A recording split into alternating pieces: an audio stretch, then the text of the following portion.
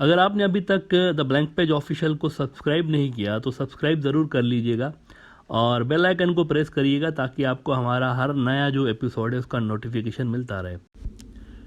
America की दुनिया के ऊपर बादशाहत के आखिरी दिन चल रहे हैं और हर गुजरता दिन एक से एक नई मुसीबत अमेरिका के लिए लेकर आ रहा है। बाइडेन सरकार के आने के बाद just when America was all set to contain China, एन उसी वक्त पहले वो कोविड क्राइसिस में एंगेज हो गए और फिर जैसे ही कोविड का जोर कुछ कम हुआ तो यूक्रेन के ऊपर रशिया ने हमला कर दिया, जिससे दोबारा अमेरिका का फोकस ईस्टर्न यूरोप और रशिया की तरफ हो गया।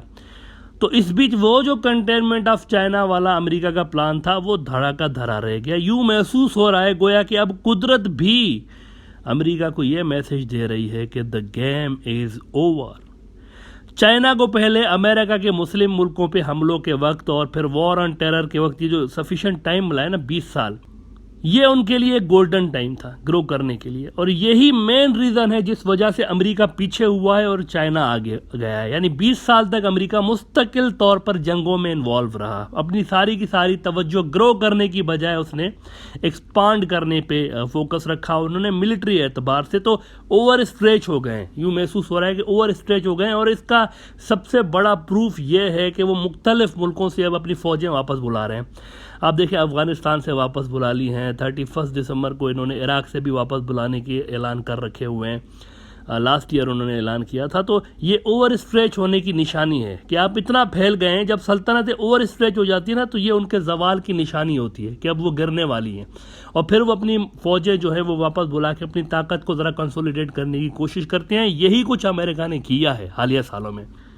अगर आप पिछले 20 सालों में चाइनीज़ मीडिया उठा के देख लेना तो वहाँ के लीडर और वहाँ के जो इंटेलेक्चुअल्स हैं वो कहते रहते थे कि अमेरिका इस तरह से इन्वॉल्व है, अगले सुपर पावर हम ही है।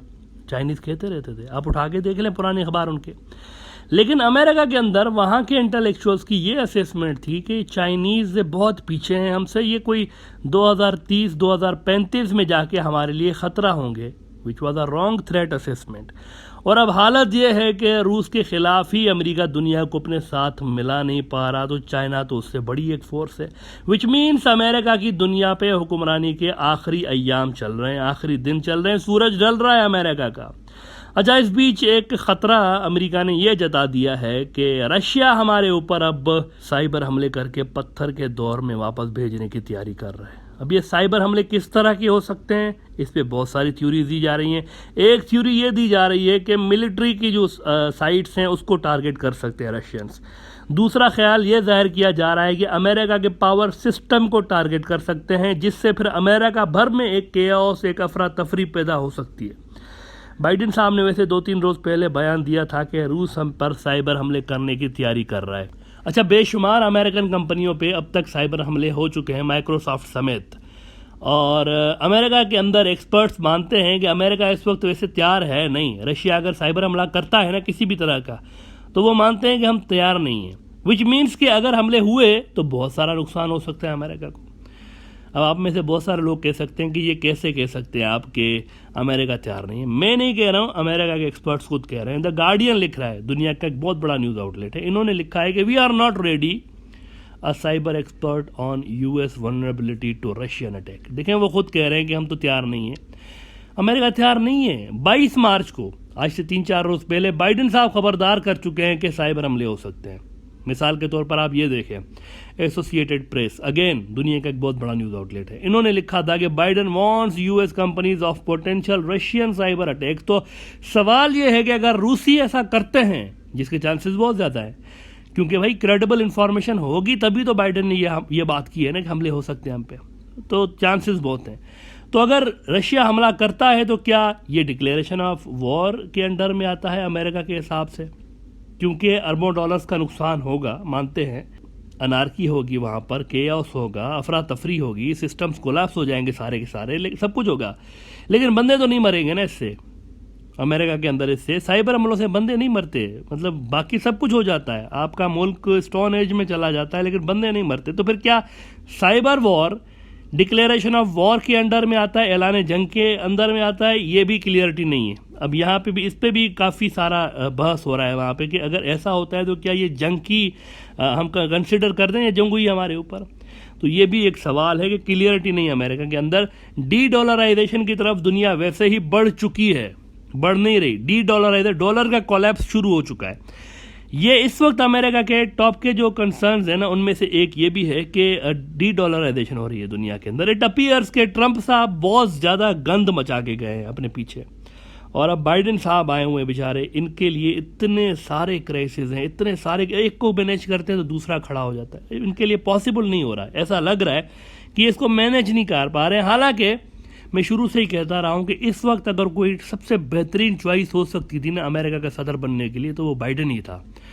इससे बेहतर कोई बंदा नहीं है अमेरिका के अंदर। मतलब ये वो बंदा है जिसकी फिंगर टिप्स पे आप यूं समझेंगे पूरा साउथ एशिया है, इसकी फिंगर टिप्स पे आपको मिडल ईस्ट पूरा, ये पुराना बहुत ही सीनियर बंदा है, बहुत इसका डेकेड्स का तजुर्बा है, इसका सबसे बेहतरीन बंदा ये हो सकता था। लेकिन इतना कैपेबल बंदा, इतना बेहतरीन बंदा ही इन क्राइसिस को मैनेज सही तरह से नहीं कर पा रहा है। ये एक बहुत बड़ी परेशानी की एक बात है। इसकी टीम भी ऐसी है अपने जैसी, इसने सारे के सारे सीनियर और जो सबसे बेस्ट लोग हैं अमेरिका के अंदर वो लेकर आया है, लेकिन वो भी चीज़ों को कंट्रोल नहीं कर पा रहे, क्योंकि ये जो पिछले 4-5 साल थे ना ट्रंप वाले, उसमें उसने बड़ा गंद मचाया है। उसने बहुत कुछ यूँ समझेंगे गेम को आसान कर दिया है रशिया और चाइना के लिए, और ऊपर से ऐसे में ये साइबर हमलों वाले खतरे पैदा हो गए। अच्छा, बहुत से लोगों को वैसे ये एहसास नहीं होगा कि ये कितनी बड़ी चीज़ है, साइबर हमले कितनी बड़ी चीज़ है। देखें, मैं पहले भी कह चुका हूँ, इस पर बात कर चुका हूँ कई बार, कि आप किसी भी मुल्क को स्टोन एज में धकेल सकते हैं, पत्थर के ज़माने में,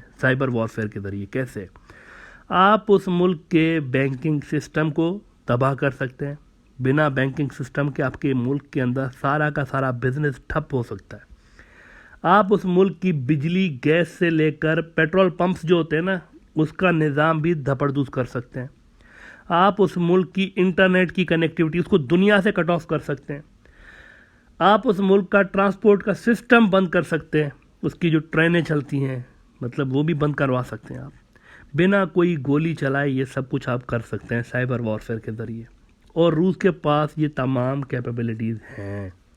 ये CIA भी जानता है, ये दुनिया की हर एजेंसी जानती है कि रूस के पास बड़े ज़बरदस्त किस्म के ये सारी कैपेबिलिटीज़ मौजूद हैं। लेकिन अजब बात यह है, अब देखिए ना, दुनिया में इतनी अजीब व गरीब किस्म की दुनिया हो गई है, इतनी ज़बरदस्त कैपेबिलिटीज़ रखे बैठा है रशिया, लेकिन अजब बात यह है कि यूक्रेन की जंग हुई है, इतनी भरपूर तरीके से जंग जारी है, लेकिन उसके बावजूद भी रूस ने अपनी कैपेबिलिटीज़ उस तरह से जाहिर नहीं की जिस तरह से दुनिया को उम्मीद थी, दुनिया समझ रही थी। तो ये तो बड़ा ज़बरदस्त शदीद किस्म के साइबर हमले होंगे यूक्रेन के ऊपर, लेकिन ऐसा नहीं हुआ है। ये बड़ी अजब बात है सही उनके पास कैपेबिलिटीज़, और बड़ी भरपूर किस्म की, ज़बरदस्त किस्म के, one of the best in the world, ये चीज़ है उनके पास, लेकिन वो शो नहीं कर रहे अभी तक। अच्छा, बहुत से एनालिस्ट आपको यूट्यूब पे और बाकी सोशल मीडिया के प्लेटफॉर्म्स पर यूक्रेन और रशिया के साइबर वॉरफेयर की खबरें दे रहे हैं। मैं देख रहा था, बहुत बड़े बड़े एनालिस्ट भी हैं, वो उन्होंने तो जंग छेड़ दी है कि भाई साइबर वॉर भी हो रही है इनकी, रशिया की।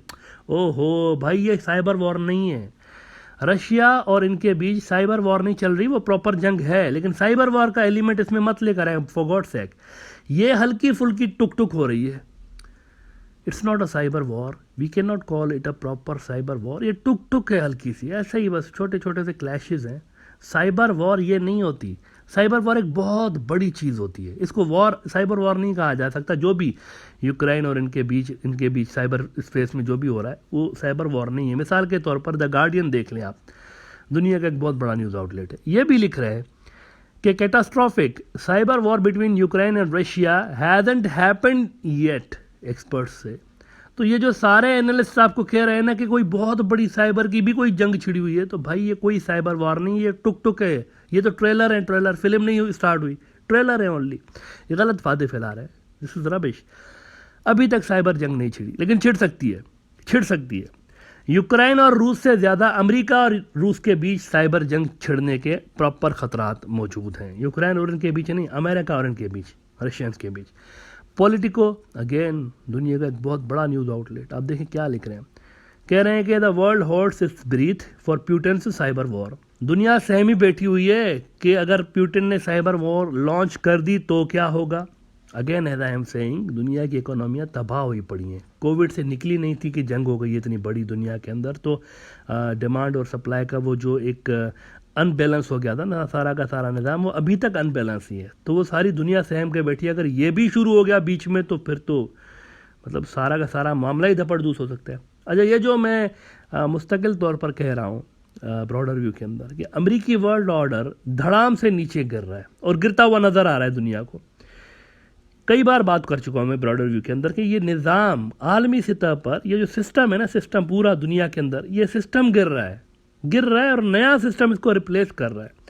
मिसाल के तौर पर आप मेरा ये एपिसोड देख लें। लास्ट ईयर मैंने कहा था ब्रॉडर व्यू में, लास्ट ईयर कह रहा था मैं कि Muslims and China will change the global order, USA India can watch only, Hindutva is irrelevant. मैंने इसमें कहा था कि मुसलमान दुनिया का नए वर्ल्ड ऑर्डर को बनाने में कलीदी रोल है। जिधर मुसलमान दुनिया होगी ना, जहां मुसलमान होंगे ना, पावर उधर होगा। ये मैं आपको बता दूं, जिस तरफ मुसलमान दुनिया टिल्ट होगी ना, they are the king makers. भले किंग ना हो खुद, लेकिन they are the king makers. इनके पास रिसोर्सेस, दुनिया की इतनी बड़ी आबादी 2 अरब के लगभग, सारे के सारे। अब देखें ना, ऑयल और गैस के अक्सर रिसोर्सेज आपको मुस्लिम वर्ल्ड में मिलते हैं, फिर इतने बड़े कंज्यूमर हैं वो। तो ये किंग मेकर एक कम्युनिटी है। तो ये जो है ना, जहाँ ये होंगे तो उस तरफ आपको, अब देखें इस वक्त मोस्टली जनरली मुसलमान दुनिया आपको चाइना की तरफ नजर आ रही। तो ये मैंने बात की थी, काफ़ी अरसे से मैं ये बात कर रहा हूँ कि इमारत गिर रही है। अमेरिका का ये जो निज़ाम है ये गिर रहा है। अब 2 रोज़ पहले अजब सी बात देखें, ब्लूमबर्ग दुनिया का एक बहुत बड़ा न्यूज़ आउटलेट है, इन्होंने भी एक बड़ी ही कमाल की स्टोरी लगाई है। ये कह रहे हैं कि सिस्टम गिर रहा है। अब वर्ड देखें वो लिख के आ रहे हैं, कह रहे हैं कि Putin and Xi exposed the great illusion of capitalism unless the US and its allies mobilise to save it, the second great age of globalisation is coming to a catastrophic close. Catastrophic किसको कहते हैं?